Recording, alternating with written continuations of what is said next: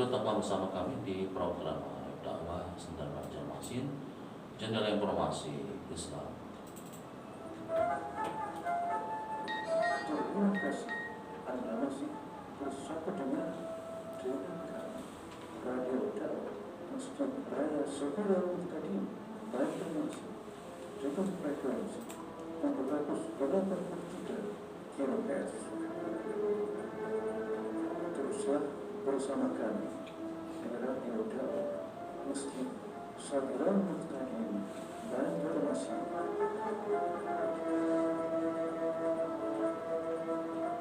Radio Dakwah juga informasi Islam.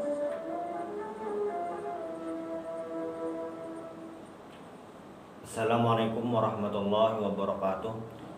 Alhamdulillahirabbil alamin. Wabihi nasta'in ala umuri dunya waddin. Wassalatu wassalamu ala asyrafil anbiya'i wal mursalin sayyidina wa maulana Muhammadin wa ala alihi wa sahbihi ajma'in. Amma ba'd. Alhamdulillah, di pagi hari ini menjelang siang kita bisa kembali bertemu di Radio Dakwah Sabilal Muhtadin, jendela informasi Islam. Saimin saimat rahimakumullah. Beberapa hari, mungkin tidak sampai seminggu lagi, kita akan meninggalkan bulan Ramadan menuju bulan Syawal. Nah, ini merupakan ya memang seperti itulah dunia kita berputar dan hari terus berjalan. Mungkin di bulan Ramadan ini ada yang mendapatkan keuntungan sangat besar, banyak melakukan ibadah kebaikan, ada juga yang lewat begitu saja, ada yang bahkan lupa tidak memanfaatkan itu. Tetapi apapun kondisinya, bagaimanapun keadaannya, di sisa hari ini itu masih bisa dimanfaatkan. Apalagi di malam hari ini, malam ganjil, dan besok itu juga merupakan masih malam 10 yang terakhir. Itu sisa yang sedikit ini masih bisa kita manfaatkan untuk meningkatkan ibadah kita kepada Allah Subhanahu wa taala di akhir Ramadan ini. Para pendengar rahimakumullah, kalau kita ingat hadis Nabi Muhammad SAW mengenai umur umat beliau itu, kata beliau itu baina sittin wa sab'in, antara 60 sampai 70. Nah, ini kalau dibandingkan dengan umat-umat terdahulu itu jelas sangat jauh berbeda. Nah, di Al-Quran itu diceritakan Nabi Nuh alaihissalam, durasi dakwah beliau, bukan umur beliau tapi durasi dakwah beliau saja itu 950 tahun. Lama, 950 tahun. Kalau Nabi Muhammad itu kan berdakwah itu totalnya kurang lebih 23 tahun. 13 tahun di Mekah, 10 tahun di Madinah. Nabi Nuh 950 tahun. Itu jelas sangat jauh dari segi umur saja seperti itu. Nah, tetapi Allah Ta'ala itu maha pengasih penyayang kepada umat Rasulullah ini. Walaupun secara umur, kuantitas umur itu sangat jauh dengan umat yang terdahulu, tetapi amal ibadahnya yang dilipat gandakan. Dan ini sebenarnya yang sangat kita harapkan gitu. Kalau istilah kita bekerja itu, misalnya si A bekerja dalam kurun waktu setahun, kurang lebih misalnya total uang yang didapatkan atau gaji lah seperti itu ada 200 juta setahun nih, 12 bulan ada 200 juta, banyak kan itu. Tapi si B dengan pekerjaan yang sama gitu, gaji yang sama, tapi durasi waktu hanya 1 bulan. Nah, ini jelas yang 1 bulan yang si B ini untung dibanding yang si A. Nah, itulah gambaran umat Rasulullah Shallallahu Alaihi Wasallam. Walaupun umurnya pendek-pendek seperti itu, tapi amal ibadahnya dilipat gandakan. Mungkin kita ingat cerita Isra dan Mi'raj Rasulullah Shallallahu Alaihi Wasallam. Waktu Nabi Muhammad pertama kali diwajibkan sholat itu, ada 50 kali. 50 kali itu kalau benar-benar diterapkan setengah jam sholat kita sembahyang, setengah jam sholat Iya, gitu. sembahyang lah. Nah, makanya Nabi Musa ketika mendengar itu kasihan. Nabi Musa, wah minta keringanan, dispensasi. Nah, Nabi Muhammad menuruti anjuran tersebut sampai terakhir itu 5 kali saja, lagi sisa 5 kali.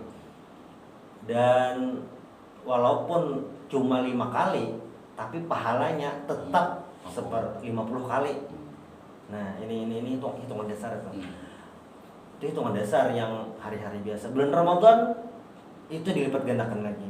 Nah, jadi entah kita ini sisa beberapa hari pun hitungan bulan Ramadan ini tetap berbeda di bulan-bulan yang lain. Jadi kalau misalnya hari-hari yang berlalu sudah lewat ini tidak diisi dengan hal-hal yang positif atau ibadahnya masih kurang, di hari yang sisa ini masih bisa dimanfaatkan seperti itu. Tidak ada istilah rugi atau apa. Memang rugi, cuma maksudnya masih ada nih kesempatan ini. Masih ada kesempatan ini. Apalagi di 10 malam terakhir ini memang Rasulullah ini memiliki pesan khusus, atau beliau mencontohkan dengan bagaimana beliau beribadah di malam-malam terakhir ini. Di ungkapan atau bahasa hadis itu beliau mengencangkan sabuk lah, itu istilah menguatkan ibadah seperti itu. Nah, ini kesempatan kita. Jadi kalau ini kita rumuskan umat Nabi Muhammad ini umurnya pendek, umat terdahulu itu umurnya panjang, tetapi dengan kita kualitas ibadahnya itu pahalanya dilipat gandakan, itu keuntungan bagi kita. Maka jangan pernah merasa tertinggal, merasa rugi. Jadi kapan kita ingat, sadar, langsung itu beramal ibadah dengan berbagai macam amal ibadah. Nah, itu yang harus kita pahami, jadi konsep dasar dalam kebaikan ini. Maka jangan pernah kita merasa tertinggal, merasa rugi, merasa belum melakukan apa-apa, karena hitungan pahala di umat Rasulullah ini berbeda. Jadi dalam sebuah hadis itu Rasulullah itu menceritakan, menjelaskanlah seperti itu. Kata beliau, seorang hamba itu idza hamma bihasanatin falam ya'malha. Jadi kalau kita itu berniat, hamma itu berniat, bercita-cita, berkeinginan, bihasanatin, satu kebaikan saja tuh. Tapi falam ya'malha, tidak dikerjakan. Niat sudah, malam ini sembahyang tahajud, malam ini qiyamul lail, tapi ternyata tidak bangun, guring langsung sahur aja, atau pas sahur lupa lah, diingat, terlupakan. Intinya tidak mengerjakan seperti itu. Nah, itu sudah kata Allah tulis itu bihasanah kamilah, satu kebaikan yang sempurna. Jadi kita niat saja belum dikerjakan, pahala atau niat misalnya ulun kayak nabilanya banyak duit, anak menyumbang gasan Sabilal Muhtadin, rumah sakit Sabilal Muhtadin di bawah satu angan mana? Pot. Niat angan mana? Mirip. Angan. Mirip. Kalau untuk kebaikan ini kayak sama aja itu. Jadi intinya tuh ada terlintas di hati ingin gitu. Angan-angan itu kan kayak sangat jauh itu terjadi. Kalau dalam bahasa Arab tuh angan-angan tuh kayak pakai laita. Pakai laita sangat jauh itu terjadi. Nah, tetapi dalam konteks ini, ibadah ini, walaupun itu jauh, itu dihitung juga. Kan misalnya nih ada seseorang gajinya masih di bawah UMR, makan pun sulit, tapi niatnya misalnya tadi ingin membangun masjid, rumah sakit Sabilal Muhtadin, misalnya klinik atau apa. Walaupun itu secara kondisi ekonomi itu sangat jauh, nah tetapi niat ini juga dihitung, ada dihitung seperti itu. Nah, ini beda kan kalau yang berkaitan dengan keduniaan mungkin kayak ditertawakan katanya. Nanti saya cita-cita ini mungkin agak ditertawakan yang angan seperti itu. Tapi kalau yang hitungan ibadah, hitungan pahala, yang angan-angan ini dihitung, ternyata itu dihitung itu. Jadi kita ini sebagai umat Rasulullah banyak-banyak bercita-cita, berangan-angan untuk berbuat kebaikan, itu selalu dihitung. Jadi paling tidak dalam apa istilahnya pakar psikologis itu otak kita ini, pikiran kita ketika selalu berpikiran positif, mimpi itu ingin melakukan kebaikan, itu akan berpengaruh positif dalam tindakan kita. Ya, kalau istilah lain itu bercita-citalah setinggi langit, kalau jatuh itu masih di antara gugusan bintang lah. Nah, seperti itu. Jadi tanah lah. Iya, jadi tidak langsung ke tanah, jadi masih di langit lah, seperti itu. Ya walaupun angan-angan itu sangat jauh terjadi, tapi kalau itu dalam hal kebaikan dihitung. Kalau dalam kebaikan itu dihitung dari apa? Bihasanah kamilah, satu kebaikan yang sempurna. Tapi bilanya idza hamma bihasanatin fa'amilaha. Nah, tapi kalau berniat untuk melakukan kebaikan, fa'amilaha, dan dikerjakan, nah ini pahalanya bi'asyri dhi'fin, dengan 10 kali lipat, sampai bisa mi'ati dhi'fin, sampai 700 kali lipat. Jadi makanya kan tadi yang sholat tadi, hitung sholat tadi kan 5 kali, hitungannya 50 kali pahalanya. Jadi kayak kebaikan itu, satu kali kita berbuat kebaikan, misalnya sholawat Allahumma sholli ala sayyidina Muhammad, minimal itu ganjarannya 10 kali. Ya kalau kita lihat hadis tentang salawat, fadilah salawat, sekali kita bersalawat pahalanya paling tidak minimal itu 10. Jadi bukan satu balasannya 1, tapi 10 itu minimal, sampai 700. Bahasa hadis itu sampai 700, sampai ila ad'afin katsirah, sampai berlipat-lipat. Ad'af itu kalau dalam bahasa Arab adalah jamak taksir. Jamak taksir kan berbentuk plural, dan ad'af ini pakai isim nakirah. Jadi dalam bahasa Arab itu ada isim nakirah, isim ma'rifah. Isim ma'rifah itu isim yang sudah dikenal. Misalnya Muhammad, nama sudah dikenal, Muhammad itu sudah tahu orangnya. Rajulun itu seorang laki-laki, tapi kita tidak tahu orangnya itu siapa. Tapi kalau ar-rajulu seorang laki-laki, kita kayak sudah kenal, yang agak familiar. Berarti rajul itu khusus laki-laki aja lah. Laki-laki. Nah, tapi dalam beberapa konteks bisa juga masuk perempuan. Nah, nanti kalau itu membahas dalam Al-Quran, nanti banyak pembahasannya lagi itu. Yang jelas kalau kata-kata rajul itu untuk laki-laki gitu. Tapi kalau bahasa hadis bisa jadi untuk laki-laki, bisa jadi perempuan. Itu maksudnya itu tentang penerapan hukum. Kan kayak kasus misalnya waktu kata Nabi, "Udzibati mura'atun fi harratin la hiya at'amatha walakin hiya habasatha." Jadi seorang perempuan itu disiksa karena berhubungan dengan kucing. Maksudnya dia punya kucing, dikurung, tidak diberi makan gitu. Jadi pilihannya harus dua. Kalau punya ini bukan hanya kucing, cuma binatang peliharaan. Kalau dikurung, beri makan. Kalau tidak bisa beri makan, dilepas saja. Nah, di sini kan punya hadisnya udzibati mura'atun, perempuan. Berarti kalau laki-laki boleh dong, enggak sama. Sama maksudnya bilanya laki-laki punya kucing, punya ayam lah, atau burung lah, dikurung tidak boleh dimakan, sama dosa juga gitu. Nah kan dalam artinya dalam hadis ini tidak hanya perempuan, laki-laki juga sama. Nah, nanti di konteks-konteks jadi konteks-konteks lain. Jadi memang ada hadis, ada syarah hadis itu yang perlu diperhatikan. Nah, jadi yang kembali ke yang tadi, bahasa hadis itu ad'af, pakai isim jamak dan isim nakirah. Nakirah itu tidak diketahui, artinya pahala itu dilipat gandakan dari 10, 700, sampai kita tidak ketahui batasnya itu. Karena tahu berapa saking banyaknya. Kan pahala itu abstrak. Kalau seandainya kayak uang kan, kayak uang gajinya segini, waktu kan jelas. Tapi pahala ini abstrak, kita tidak tahu seberapa banyak seperti itu. Nah, itu hitungan biasa, apalagi di bulan Ramadan ini. Di bulan Ramadan yang kata para ulama itu, pahala sholat sunnah di bulan Ramadan ini sama kayak pahala ibadah wajib di bulan lain. Pahala sholat wajib atau ibadah wajib dilipat gandakan lagi. Bahkan kan kalau ibadah puasa sendiri, kita kan puasa, pahalanya itu langsung Allah Ta'ala wa ana ajzi bi, atau Allah Ta'ala aku aja langsung membalas ini. Ustaz, iya, bukan untuk yang berbuat baik. Iya. Bagaimana mereka yang meniat untuk berbuat jahat misalnya, apakah diganjar juga atau? Oh iya.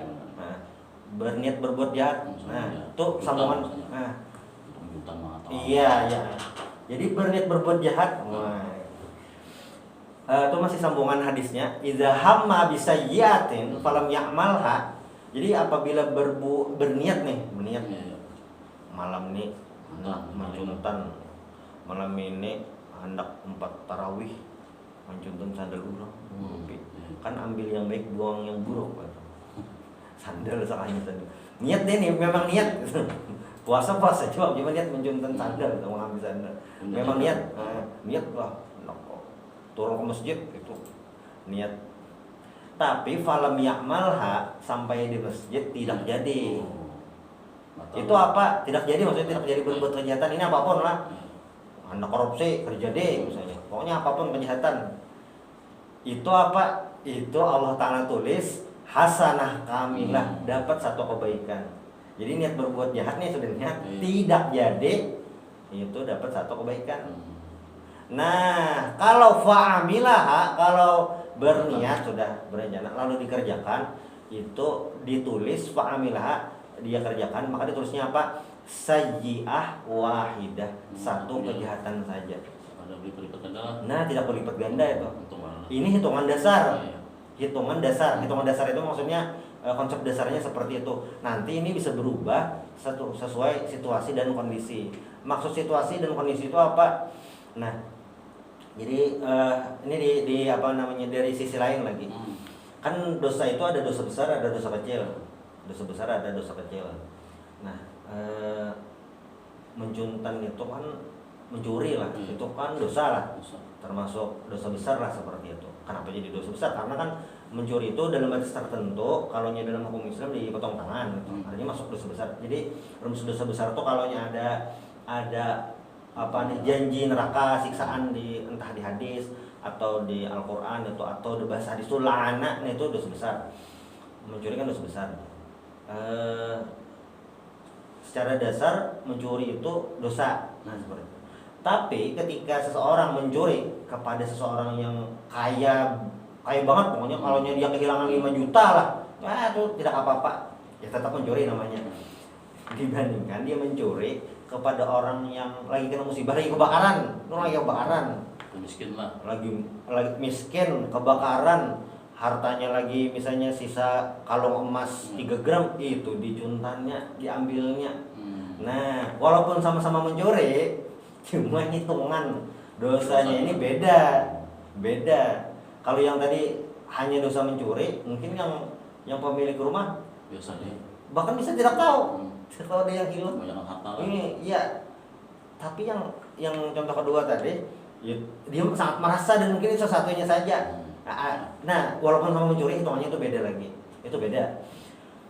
Nah, termasuk juga dosa itu kan dosa besar, ada dosa kecil. Dosa kecil itu bisa berubah statusnya menjadi dosa besar.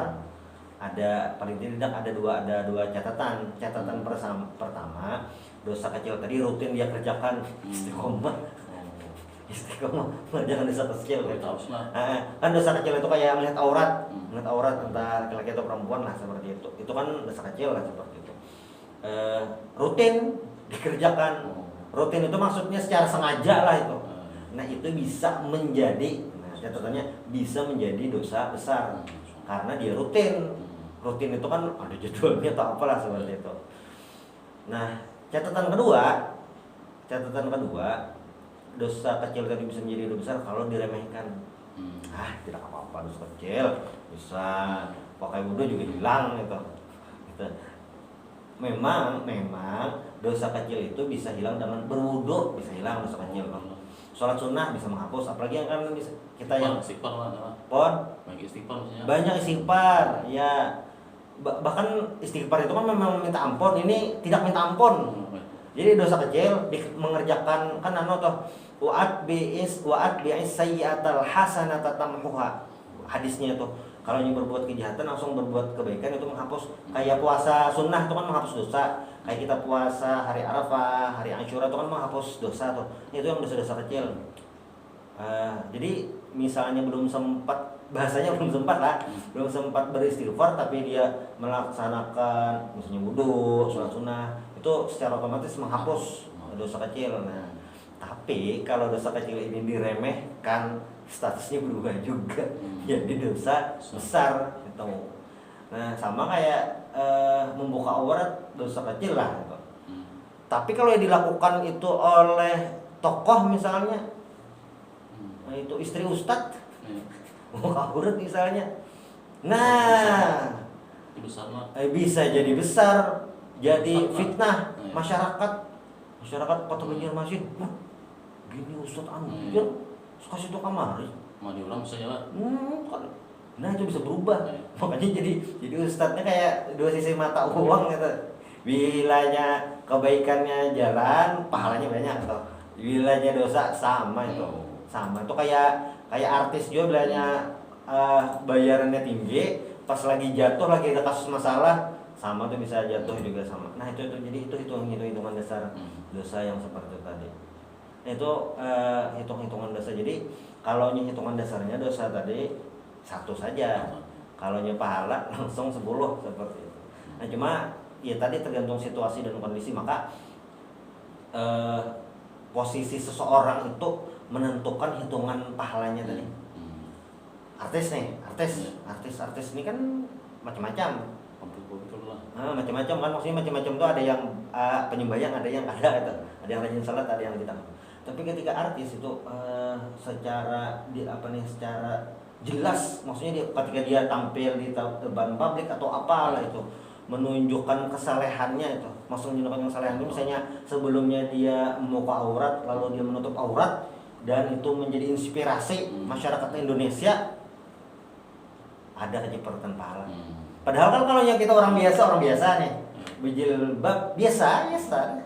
Tapi ketika itu dia memiliki pengaruh ke orang banyak, tokoh itu bisa banyak lagi.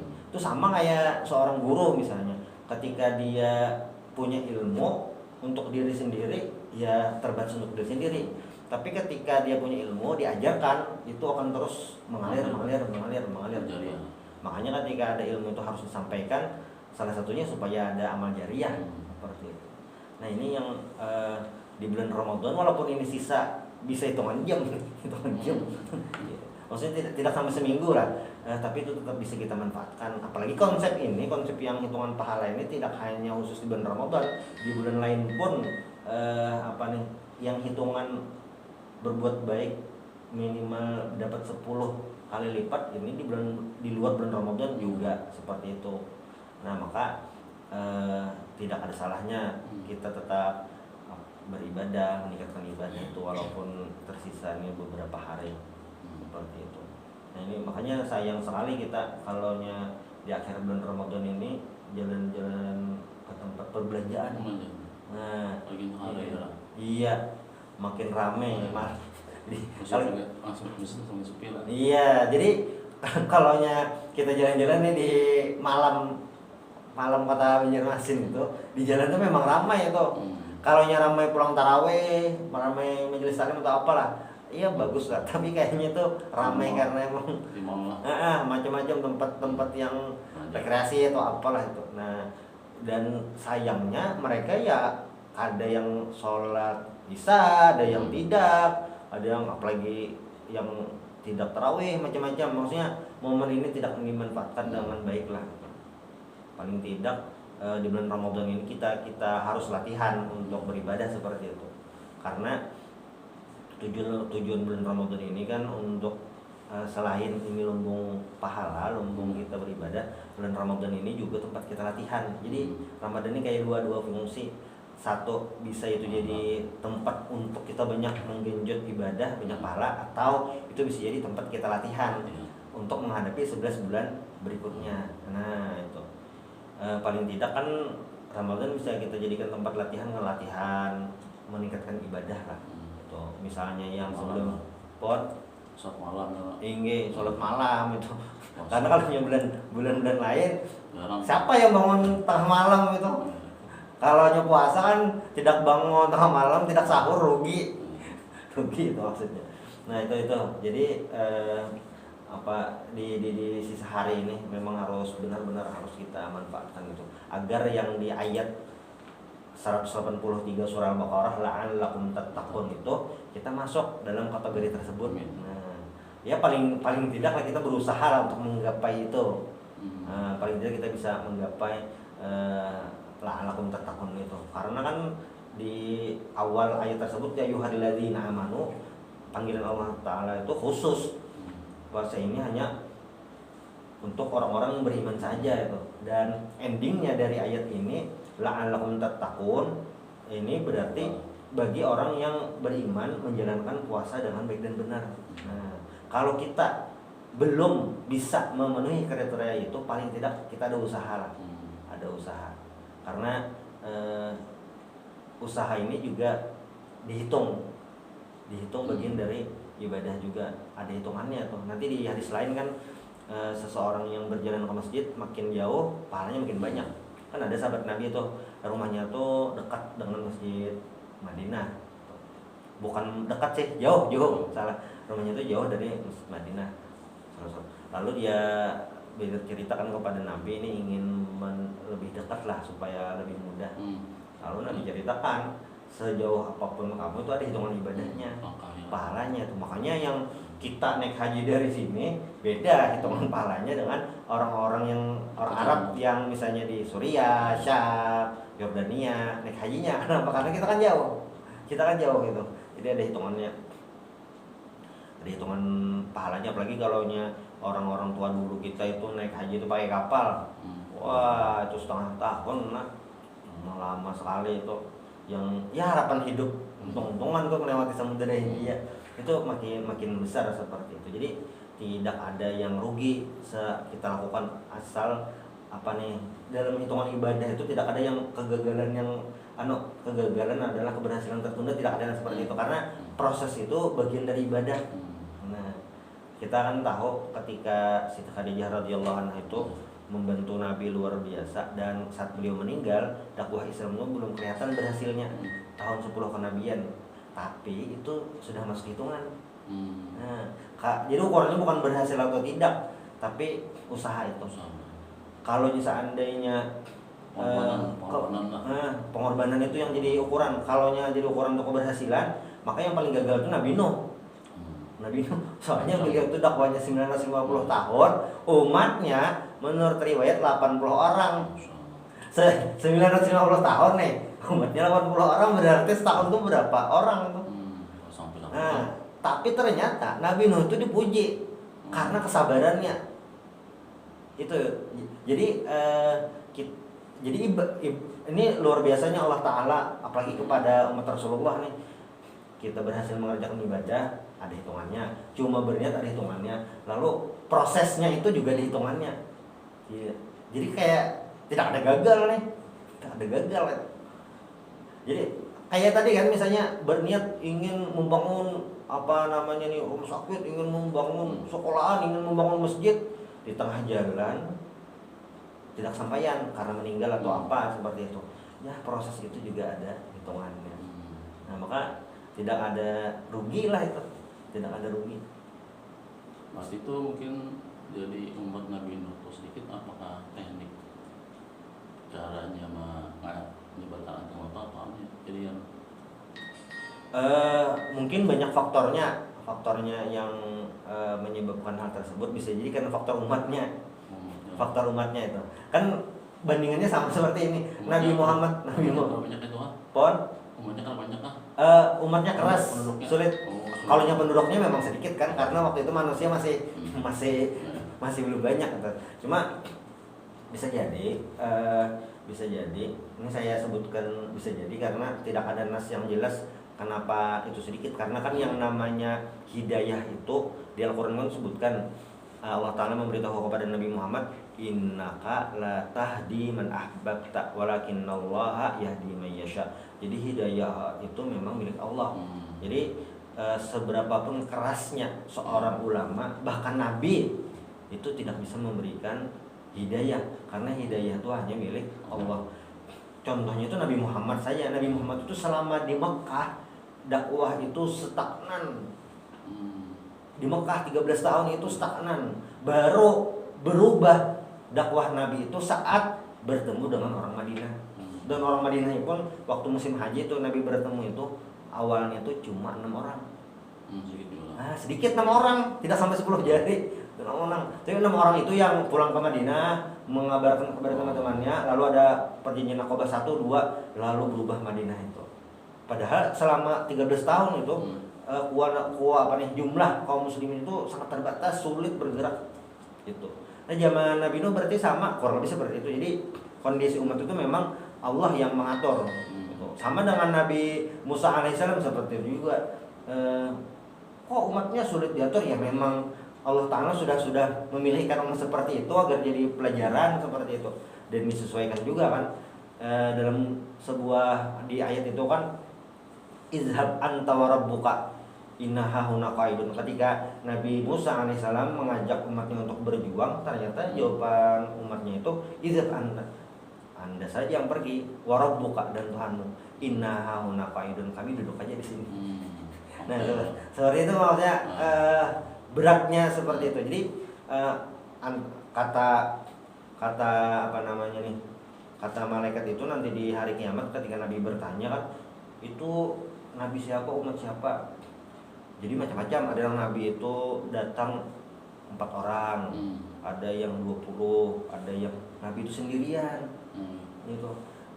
Ada waktu Nabi melihat banyak tuh umat siapa, umat Nabi Musa, banyak. Pas melihat umat Nabi Musa ternyata lebih banyak lagi. Seperti jadi kalau banyak atau sedikit umat itu memang itu hidayah Allah, hidayah Allah seperti itu. Karena kalau hidayah itu Nabi yang mengatur, tidak ada paman Nabi itu yang dicela dalam Al-Quran kan surah Al-Lahab kan. Abu Lahab itu kan paman Nabi, saudara ayah beliau gitu. Tapi ternyata itu dicap masuk neraka dengan surah Al-Lahab ini, tabbat yada abi lahab wa tab, celaka tangan Abu Lahab. Walaupun ini disebutkan tangan, tapi maksudnya seluruhan badan itu. Kalau istilah dalam usul tafsir lah, kajian usul tafsir itu itlaqul juz wa iradatul kull. Itlaqul juz maksudnya menyebutkan sebagian, tapi yang dikehendaki semuanya. Kan banyak tuh di Al-Qur'an yang warka'u ma'ar raki'in, disebutkan cuma rukuk, tapi kan bukan rukuk tapi salat lah keseluruhan seperti itu. Nah, itu tadi yang jadi bagian hidayah. Maka hidayah itu harus kita usahakan. Maksudnya kita berusaha tarawih belum dapat hidayah lagi. Tidak seperti itu tadi. Tapi ada hidayah.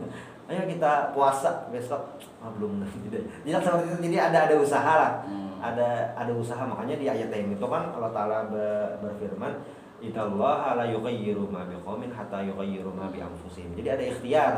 Ada ikhtiar yang kita usahakan, kita lakukan, tidak nunggu saja, tidak menunggu, tidak ada ikhtiar kita tuh hidayah Allah juga. Nah iya, hidayah Allah juga. Makanya ketika kita sudah bisa melakukan, tuh kita sudah dapat hidayah, kita jaga seperti itu. Jadi ada hidayah itu perlu dijemput, ada yang sudah datang sendiri, ada yang itu perlu dari orang lain. Maka semua jalan tadi kita tidak tahu yang jalan yang mana kita dapat hidayah ini. Maka kalau hidayah itu sudah ada di kita jaga, kita rawat lah itu. Makanya kan Allahumma inna nas'alukal huda wat tuqa. Doa Nabi yang ajarkan kepada kita itu minta hidayah. Nah, kalau sudah Islam, ya kita minta supaya tetap menjaga hidayah. Bisa jadi istiqomah.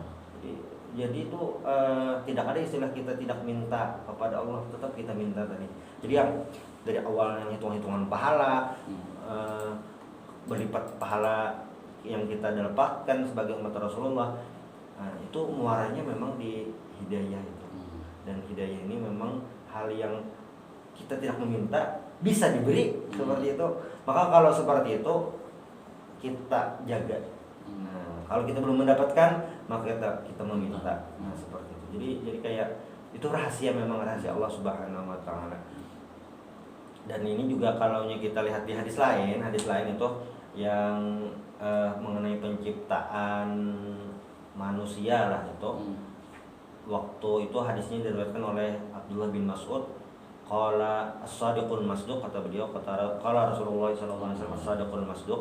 Nabi itu bersabda itu tentang bagaimana manusia itu di alam rahim ibunya seperti itu. Arba'ina yauman nutfah, arba'ina yauman alaqah, 40 hari itu nutfah, masih percemburan air mani, lalu 40 hari berikutnya alaqah,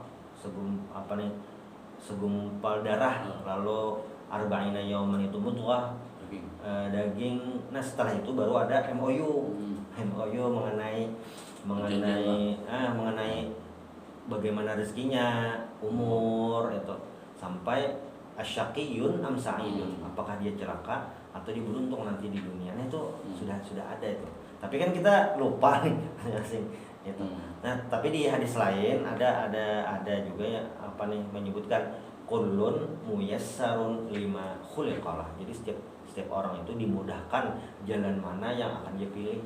Itu ketika kita dimudahkan untuk berbuat kebaikan berarti Allah sudah mengarahkan ke sana, maka kebaikan ini harus kita jaga. Kalau kami dulu di pondok itu kayaknya dipadahi jangan tapi melihat aurat gitu, karena mengurangi hafalan. Nah itu maksudnya jadi ilmu yang sudah didapat itu bisa luntur, bisa hilang, bisa terlupakan.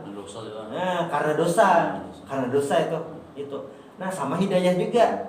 Hidayah kita sudah miliki, tapi ternyata tidak digunakan untuk berbuat kebaikan, iya itu bisa hilang, bisa mengurangi, bisa hilang lah seperti itu. Maka itu harus dijaga. Jadi semua kebaikan yang bisa kita miliki, kelipatan pahala ibadah tadi itu semuanya memang hidayah dari Allah Subhanahu wa taala. Maka mulai kita meminta kepada Allah, berdoalah agar kita bisa menjaga semua itu, atau bahasanya dijagakan oleh Allah Subhanahu wa taala dalam setiap aktivitas ibadah kita. Itu. Nggih. Terus muslimin dan muslimat dengan Indonesia janda pada kan tadi kita dengarkan bersama tausiah atau ceramah agama di pagi menjelang siang yang disampaikan oleh Ustaz Taslimur Rahman LC. Dan harapan kita apa yang disampaikan dapat kita ambil hikmah serta manfaatnya, serta dapat kita amalkan dalam kehidupan kita sehari-hari. Amin ya rabbal alamin. Dan sahabat muslimin dan muslimat, ini kita ikuti acara berikutnya. Tetaplah bersama kami di program Radio Dakwah Semacam Banjarmasin, Jendela Informasi Islam.